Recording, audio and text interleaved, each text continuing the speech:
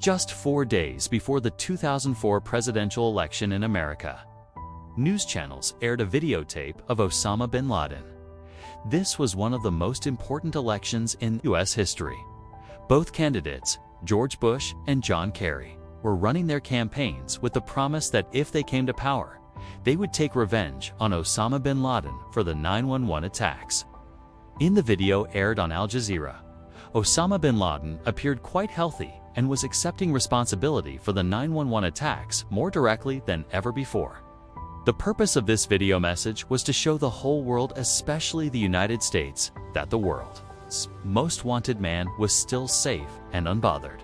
While this video was creating chaos in America, at the CIA headquarters in Virginia, almost every lead of the special task force formed to find bin Laden had gone cold.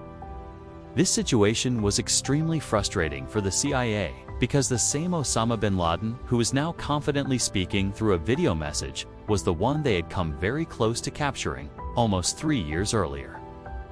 Welcome back to another episode of Real World Story Channel, dear viewers.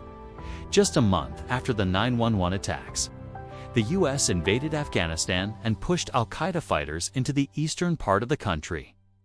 There, the militants took shelter inside the caves of Tora Bora, and the CIA believed Osama bin Laden was there as well. With help from local Afghans, the U.S. Army fought fiercely against al-Qaeda in Tora Bora. When they could not succeed, the decision for heavy airstrikes was made.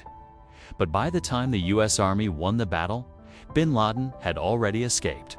After the fighting ended, only 20 men were captured, and the CIA missed its first golden chance to catch Osama bin Laden.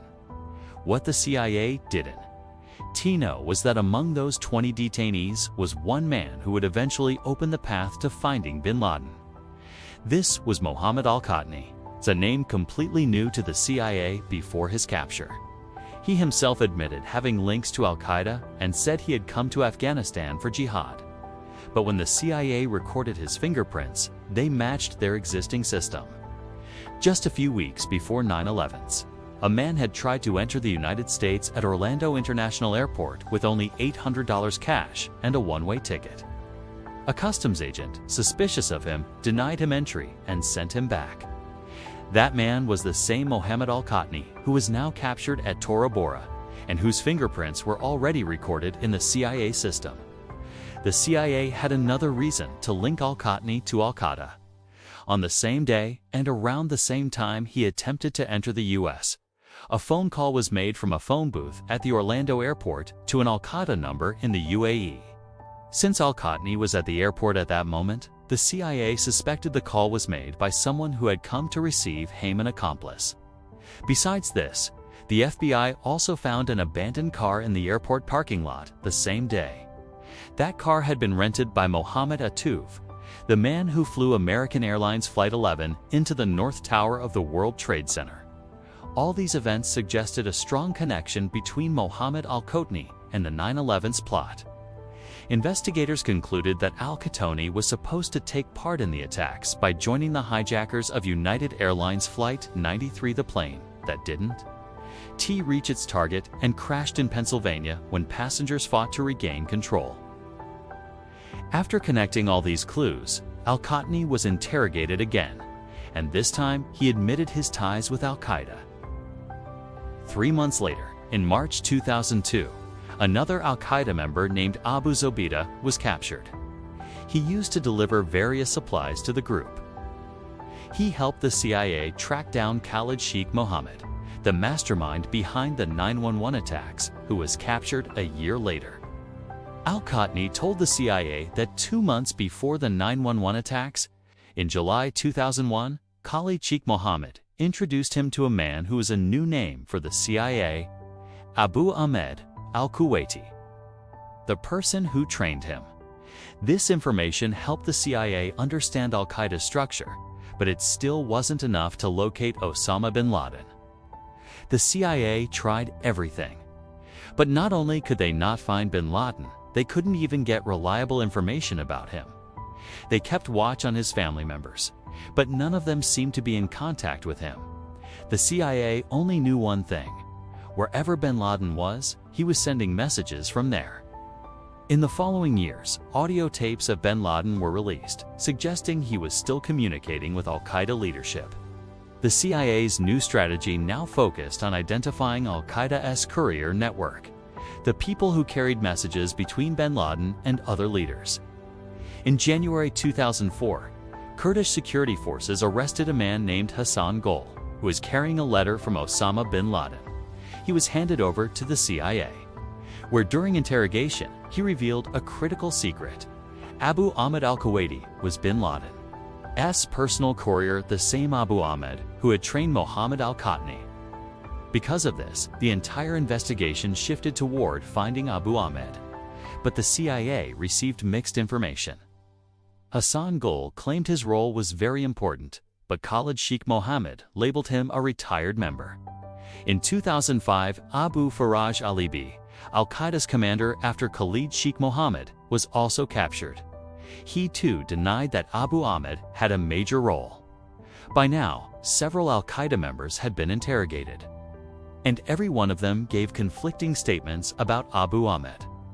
All the CIA had was a nickname, al-Kuwaiti, which wasn't even his real name. It simply meant the Kuwaiti father of Ahmed. Also note, much of the information the CIA extracted wasn't through simple questioning, but through severe interrogation techniques, including different forms of torture. For the next 2 years, despite all efforts, the CIA could not find Abu Ahmed or Osama bin Laden. Surprisingly, the next important lead didn't come from the CIA network at all. In 2007, a foreign intelligence agency provided crucial information. Abu Ahmed's real name was Ibrahim Saeed Ahmed, a Pakistani whose family had moved to Kuwait. It had taken 2 years just to learn his real name, but it would take even more years to track him down. The CIA shifted all its focus toward tracing Ibrahim Saeed, aka Abu Ahmed al-Kuwaiti. They began monitoring all calls made from Kuwait and other Middle Eastern countries to Pakistan, hoping that somewhere in those calls they might find him. After monitoring millions of calls and waiting nearly a year, in June 2010, they finally grew suspicious of one phone call. The two people on the line were speaking Arabic and Pashto. During the conversation, the man in Pakistan answered a question by saying, "I am with the same people I used to be with before." This raised suspicion that he might be Abu Ahmed. The man also did everything possible to avoid tracking. His phone would be switched on only for a few minutes and then turned off again. It only turned on when he traveled.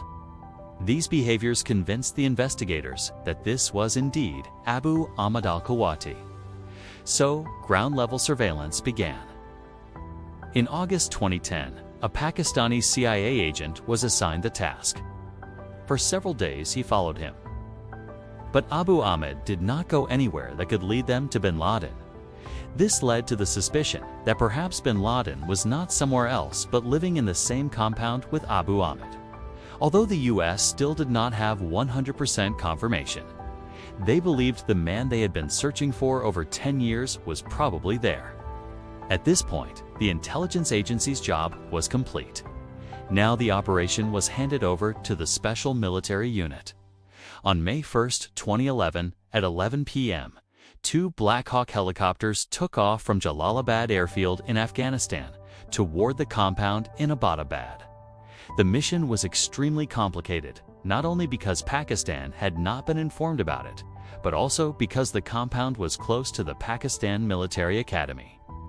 For this reason, the helicopters used were equipped with secret stealth technology, making them invisible to Pakistani radar.